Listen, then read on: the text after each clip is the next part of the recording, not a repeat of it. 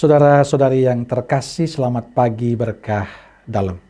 Sudah kita memberi senyum hari ini, Sabtu 14 Agustus 2021. Pesta Santo Maximilianus Maria Kolbe, Imam dan Martir. Kita awali permenungan kita hari ini dengan tanda kemenangan Kristus. Dalam nama Bapa dan Putra dan Roh Kudus. Amin. Permenungan kita diambil dari Injil Matius bab 19 ayat 13 sampai 15. Salam bahagia selalu. Saudaraku terkasih, seringkali kita menyaksikan pada saat Ekaristi atau ibadat di gereja, di kapel atau di rumah, ada anak yang menangis, ada yang sukanya lari-lari, ada juga yang tanpa beban naik ke altar dan duduk di tempat imamnya. Berhadapan dengan situasi itu seringkali menjadi risih. Kita melihatnya, ada bahkan yang marah, menegur orang tuanya, memprotes. Kita merasa Ekaristi dalam ibadat kita terganggu oleh tingkah anak-anak itu. Saya ingat akan kisah Paus Fransiskus dalam satu kesempatan merayakan Ekaristi. Tiba-tiba ada anak yang naik ke altar dan duduk di tempat duduknya. Paus justru tersenyum dan memberi berkat. Anaknya itu penuh sukacita mendapatkan berkat itu. Saudaraku terkasih, kisah yang kita alami juga dialami oleh Yesus. Saat orang membawa anak-anak kepada Yesus dan meminta berkat, Yesus menerimanya dengan penuh sukacita. Biarkanlah anak-anak itu, jangan menghalang-halangi mereka datang kepadaku. Yesus justru menerima mereka dengan tulus. Yesus tidak marah, tapi justru menerima dan memberkati anak-anak itu. Sikap ini berbeda dengan para murid. Para murid justru memarahi mereka yang mengantar anak-anak kepada Yesus. Kalau merenungkan kisah ini ada dua hal yang bagi saya penting untuk kita. Pertama, kita ingin belajar dari sikap Yesus. Kita ingin belajar dari sikap orang-orang yang membawa anak-anak kepada Yesus dan memohon berkat dari Yesus. Sikap ini menunjukkan bahwa sejak kecil mereka sudah membiasakan anak-anak mereka untuk mengenal iman Katolik. Bapak ibuku, saudaraku yang berkeluarga, pasti ingat salah satu tujuan perkawinan adalah mendidik anak-anak secara Katolik. Mengantar atau membawa mereka ke gereja sejak kecil adalah cara kita mendidik iman mereka. Sayang di zaman ini banyak orang tua yang kurang menyadari akan tanggung jawab mendidik anak-anak mereka secara Katolik. Banyak orang tua yang sangat serius memperhatikan pendidikan anak-anaknya untuk pengetahuan umumnya, karena tidak ada waktu bermain untuk mereka. Tapi untuk kehidupan imannya kadang dilupakan.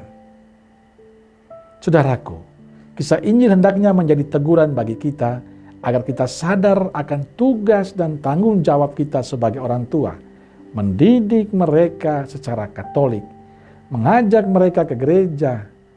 Kalau sekarang mengajak mereka untuk mengikuti misa online, mengajari mereka berdoa, mengajari mereka untuk membaca kitab suci. Saudaraku terkasih, dalam sebuah kesempatan pendampingan anak-anak yang akan menerima komuni pertama, sejak saya masih frater sampai sekarang, saya sudah menjadi imam, saya selalu menemukan anak-anak yang tidak bisa berdoa dengan baik. Bahkan doa harian misalnya Bapa Kami, Salam Maria, Aku Percaya atau doa tobat, banyak yang tidak hafal. Bahkan tanda salib pun masih ada yang salah. Pertanyaannya adalah ini dosa siapa? Saudaraku, ini salah satu tanda bahwa kita hanya mementingkan hal lain dan mengabaikan pendidikan iman anak-anak kita. Maka saya ingin mengajak kita bertanggung jawab untuk masa depan beriman anak-anak kita. Yang kedua, berhadapan dengan sikap para murid yang memarahi orang yang mengantar anak-anak, Yesus justru memberikan kesan yang sangat indah.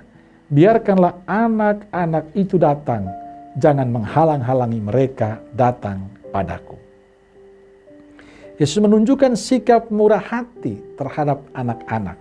Dia tidak marah tapi menerimanya dengan penuh sukacita, memberikan berkat untuk mereka.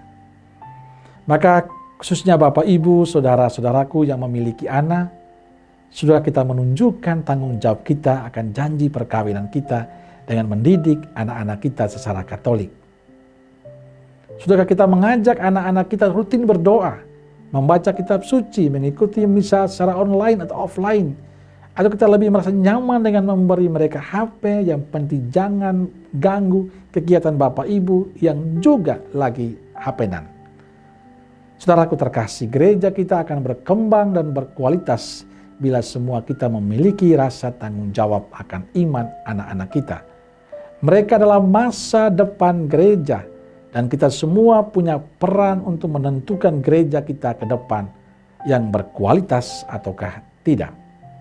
Kuncinya dari sekarang adalah mempersiapkan anak-anak kita dengan pendidikan iman yang baik dan benar. Dan bagi para imam, bila melihat anak-anak kita yang ribut atau lari ke dalam gereja, ojo nesuh, ojo tersinggung. Jadilah cara hidup Yesus menjadi cara hidup kita, menerima dan memberkati mereka. Mari saudaraku terkasih, kepada Bapak Ibu, saudaraku terkasih yang memiliki anak, ingat tanggung jawab panjenengan. Tidak hanya mendidik hal-hal yang profan, tapi juga pendidikan iman anak Anda menjadi penting bagi keluarga Katolik. Amin. Semoga Allah yang Maha Kuasa memberkati saudara sekalian, Bapa, Putra, dan Roh Kudus. Amin. Keluarga Kudus Nazaret, doakanlah kami. Amin. Berkah dalam.